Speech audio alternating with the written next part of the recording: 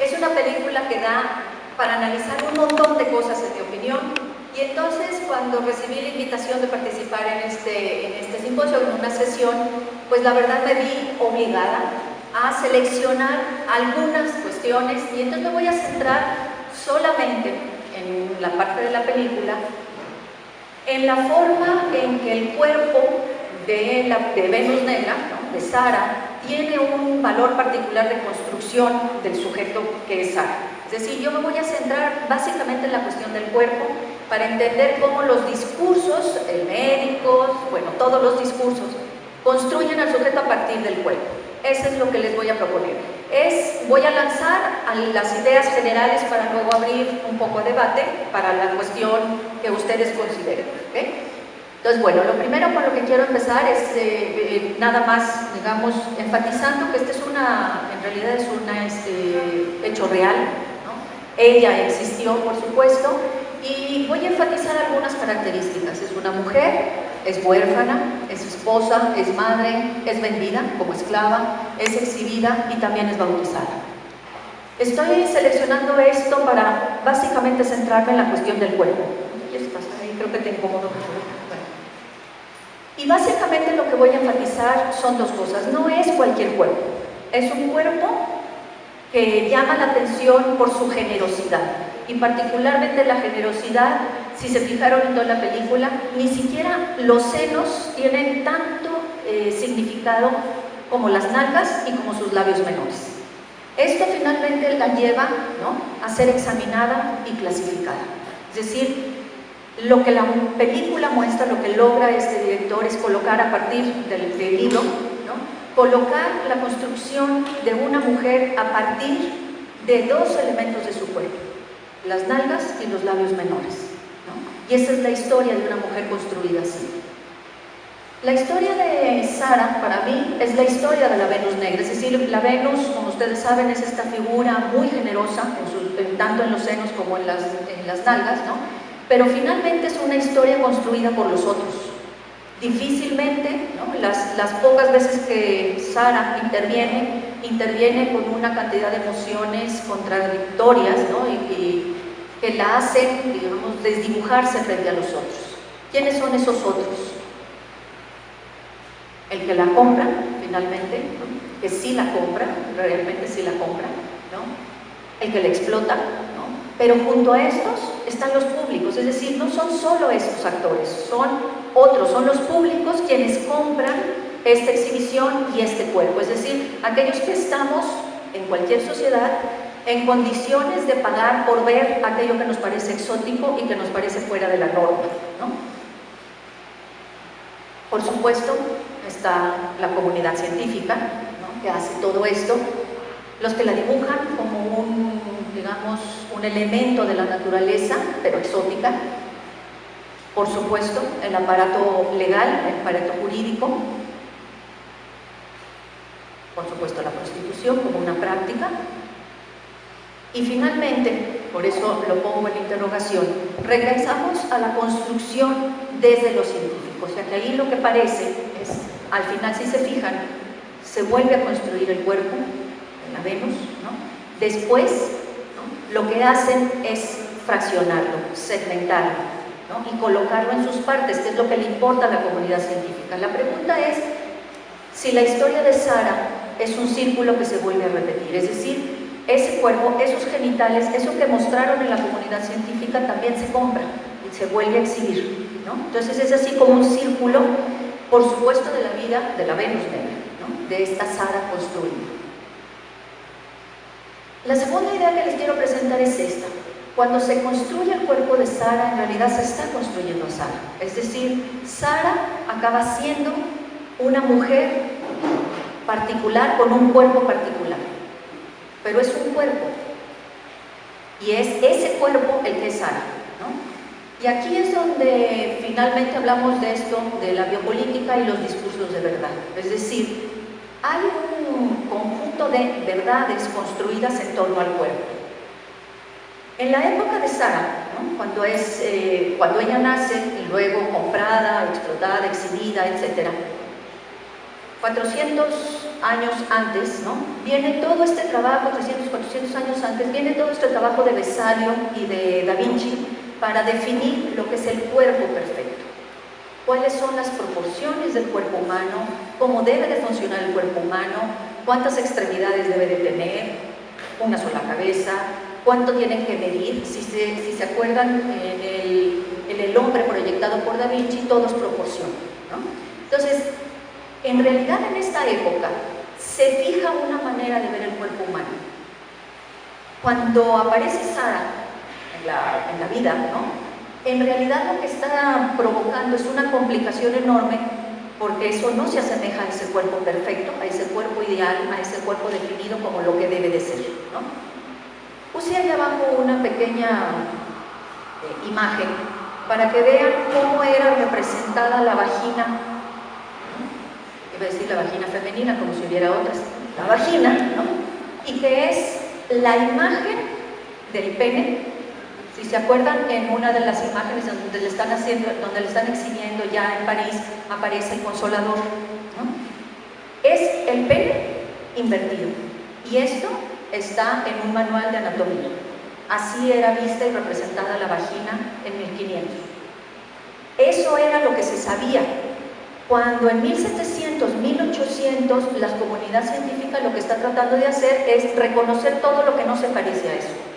Por eso el afán de ver esos labios menores, porque son así. Por eso se le llama el delantal otentote.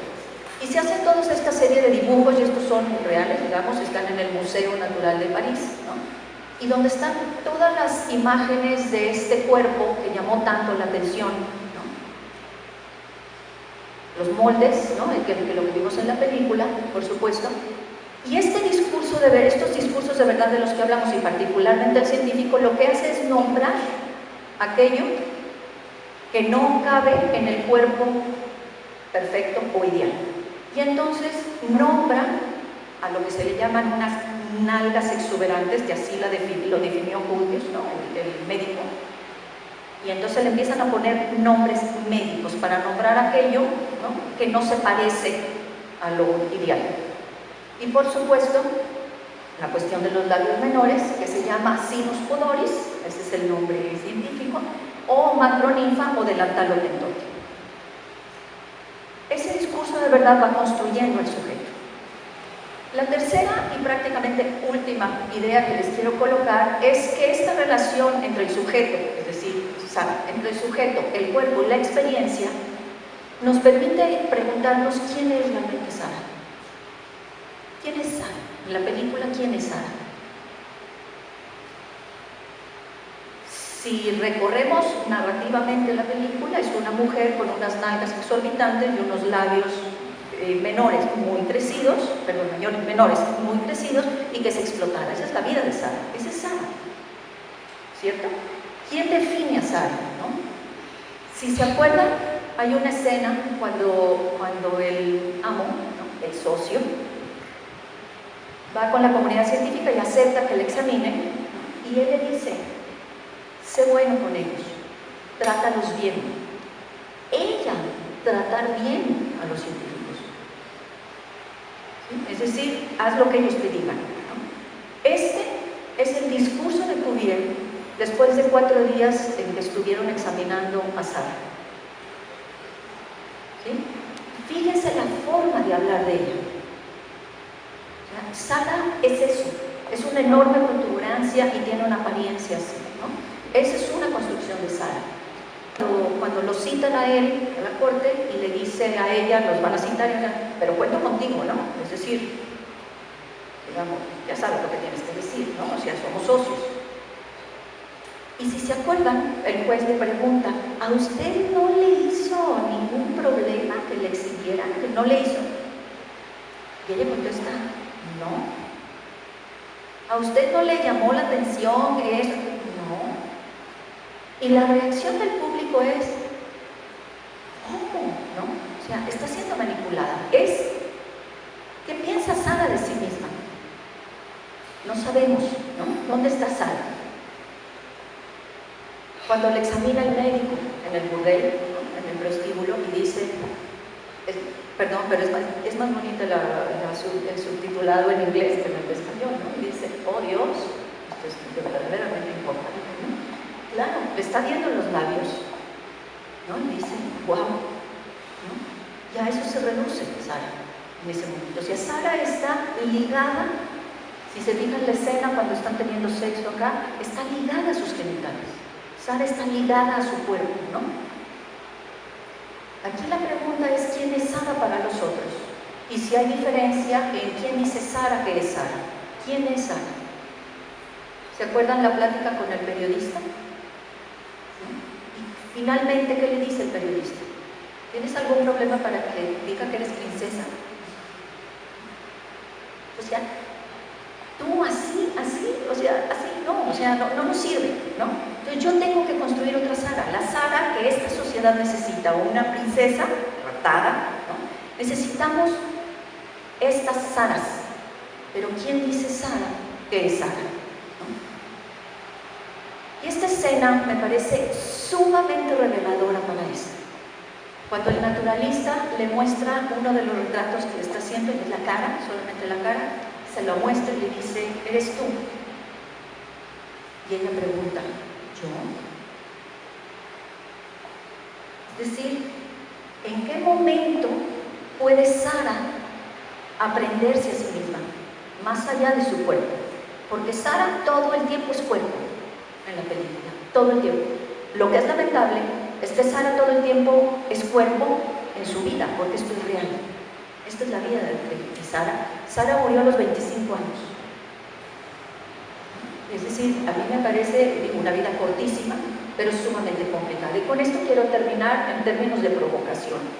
¿De qué Sara hablamos? ¿No? Tenemos imágenes históricas, estas sí son imágenes históricas, ¿no? De estas que están en el Museo Nacional, ¿no? El Natural de París. Vemos una Sara. ¿De qué Sara estamos hablando? Hay una Sara junto con, o sea, es decir, Sara y su cuerpo, o es Sara en su cuerpo, o es Sara cuerpo, juntos, o es Sara por su cuerpo. Es decir, ¿quién es Sara? ¿No? Y atrapada finalmente en el cuerpo. Y esto, para mí, es, aunque no es, digamos, estrictamente contemporáneo, para mí es una de las películas que encarnan de manera más cruda lo que es realmente el poder sobre los cuerpos, el poder que tienen otros sobre los cuerpos. Hemos visto en otras sesiones, por ejemplo, estos cuerpos. El cuerpo del transexual, ¿a quién le pertenece? ¿Quién lo hace? ¿De quién es el cuerpo? Y creo que en esta película, finalmente, el cuerpo tiene un valor, pero porque le da vida a Sara, pero es una Sara así, ligada a su cuerpo. Es Sara por su cuerpo, y su cuerpo le da vida a Sara. Con esto termino, para que ustedes lancen sus comentarios. Gracias.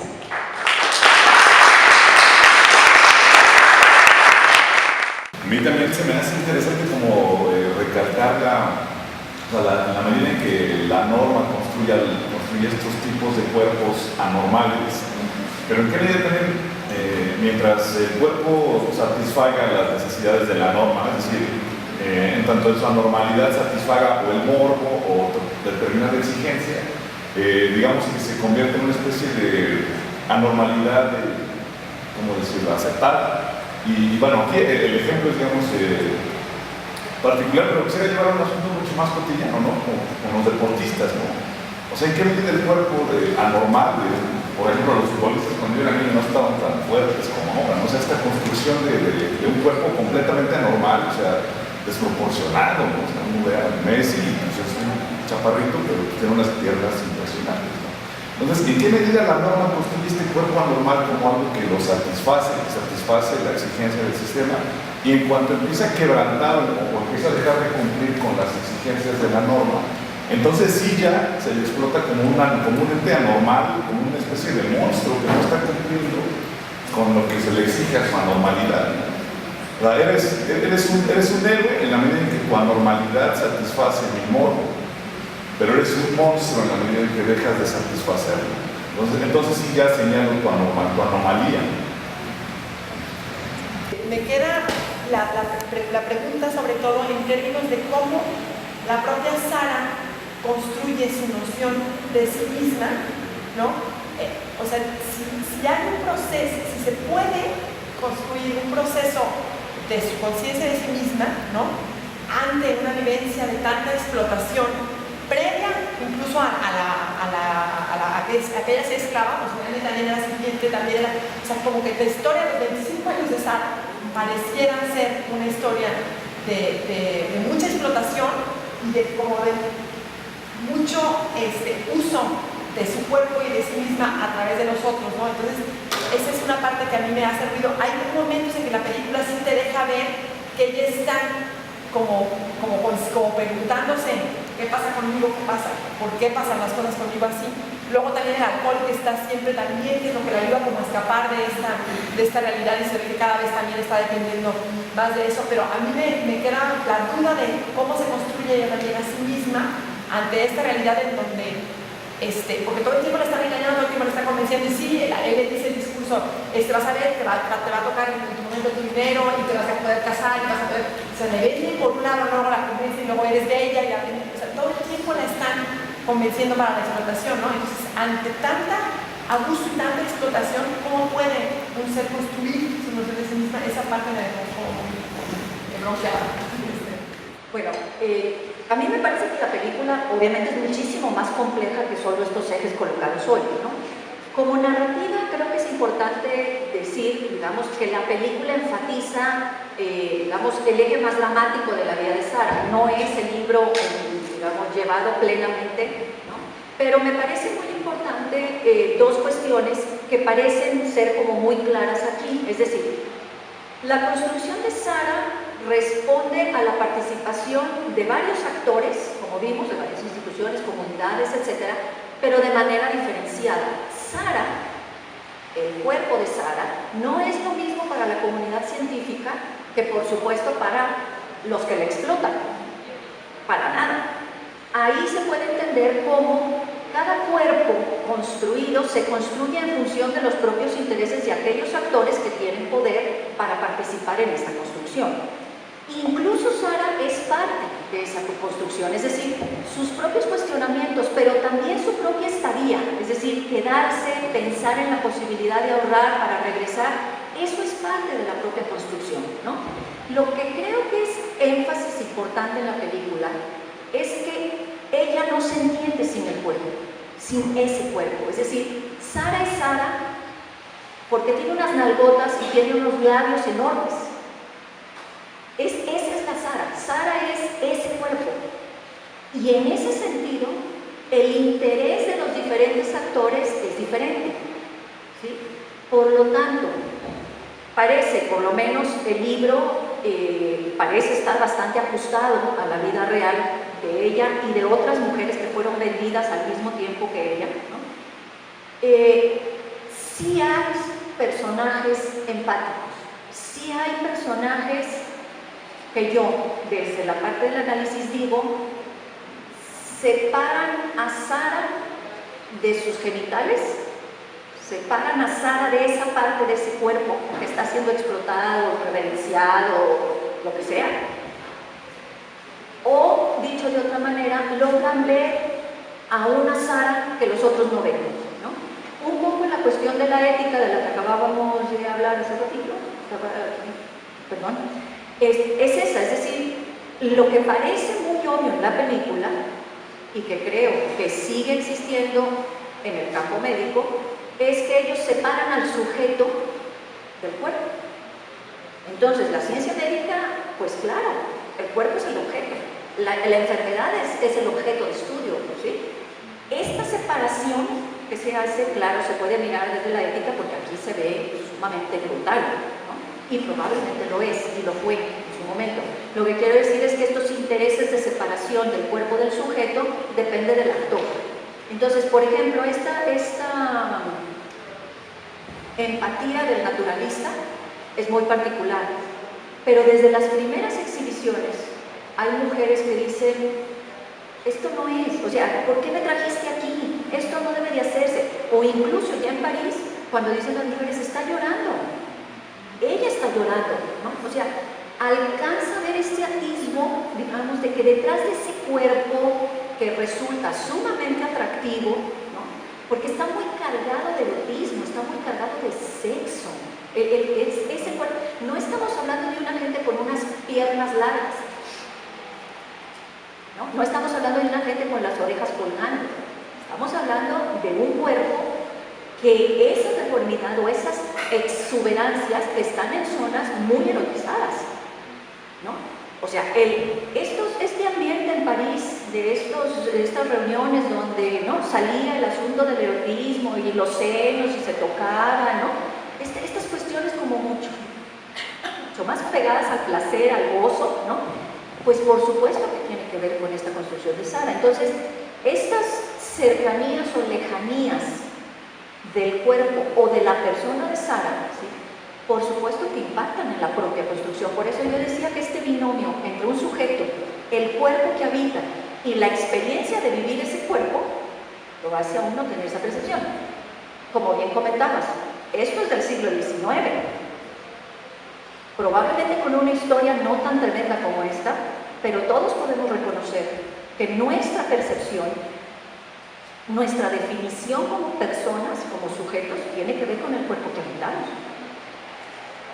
Si nos sentimos a gusto o no nos sentimos a gusto con eso. Los cuerpos que hemos visto y que hemos discutido aquí con otras sesiones son esos cuerpos que buscan una manera de construirse como personas. El asunto, pues por supuesto que las condiciones contextuales de explotación y lo exótico, lo que viene de África, ¿no? Es decir, lo de lejos. Es esta época que trae atrás toda esta cuestión de los viajes y los antropólogos, ¿no?, los cuadernos de viaje donde explicaban aquellas culturas de lo más exóticas y hacían cosas rarísimas, ¿no? Hombre, pues aquí lo que tenemos es a gente rarísima allí, en un contexto muy europeo, muy antropológico y muy, por supuesto, influenciado por Vesalio y por Da Vinci, que es el cuerpo construido. Que el 90% de los cuerpos que estaban ahí no caben tampoco, pero no rebasan tanto el límite. No es lo mismo pasarse 5 centímetros de límite, ¿no?, tener una lonjita o tener más musculito que tener unas nalgotas.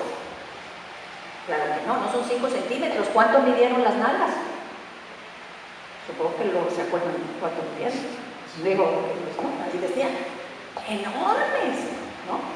Entonces uno dice, pues no eran 5 centímetros, ¿no? Esa distancia de límite también marca lo exótico. Y ahora, necesitamos de estos casos para reafirmar la norma, pero son estas simpatías, estas empatías las que permiten romper la norma. Entonces hoy nos podemos preguntar cuál es el límite ético de esto. Hoy sí, en esa época no así, no como sociedad completa. La película que me parece que va también en este sentido. Cuando ella se niega a ser examinada y que le vean los labios, ¿no?, cuando ella regresa, le reprocha, ¿no?, el socio, ¿no?, que no se haya dejado mirar, y le dice, así no te pueden autentificar. Es decir, se necesita que el otro verifique que somos lo que somos para entonces yo tener una identidad.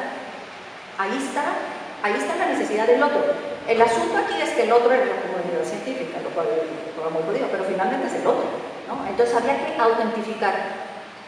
En todas las sesiones que hemos estado aquí, eso cruza toda la discusión. Parece que necesitamos autentificar los cuerpos y autentificar lo que se dice de los cuerpos y autentificar al otro para que el otro se construya, pero al mismo tiempo nos construimos nosotros como sociedad. Pero lo que creo que valdría la pena plantear es, si se acuerdan, la escena con la que empieza la película es el final de la historia, ¿no? Y si se acuerdan, hay una frase de Cuvier. Bueno, a ver, pensemos, en realidad Sara convive entre Londres y París 5 años. Solo está 5 años en Europa. En esos 5 años sucede todo eso. ¿Sí? Y su contacto con la comunidad científica es una cuestión de 1 año, menos de 1 año. ¿No? Son 4 días intensivos donde la examinan en la vida real, ¿no? Fueron 4 días, pero digamos, cuando empieza la película, Cuvier, que tuvo el honor de tenerla enfrente en vivo y luego comprar su cadáver para poderlos, ¿no? Hacer el molde, cortarle los genitales, sacarle el cerebro, etc. Él dice que está claramente explicado y comprobado, ¿no? Que no pertenece a la rama de la evolución ni a la rama de los europeos, por lo tanto, no pertenece a los pensantes. Y es cuando saca la momia egipcia. ¿Sí? Yo me pregunto, ¿qué sucedería con Cuvier si oyera el descubrimiento de que todos venimos de África?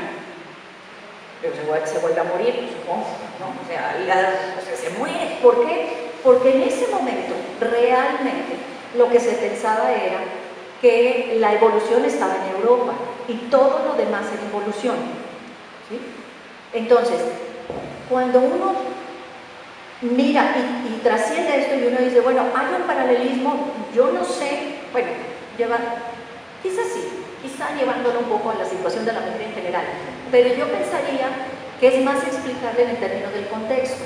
Y también,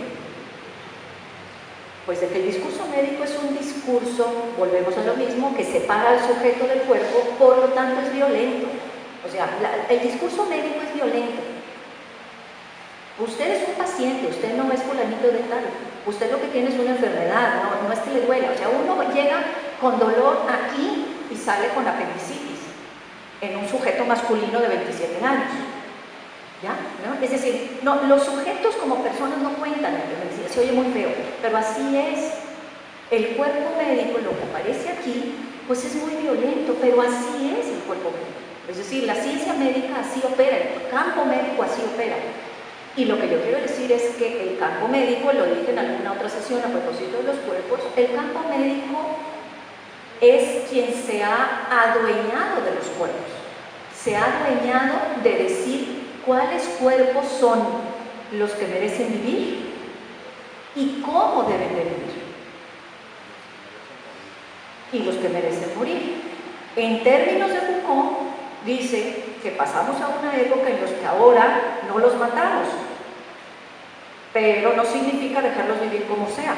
Hay que tienen que vivir de una determinada manera. Yo lo que veo aquí es que a Sara se le permite vivir así, y en el momento en que deja de ser pues una fuente de riqueza, Sara desaparece, Sara muere.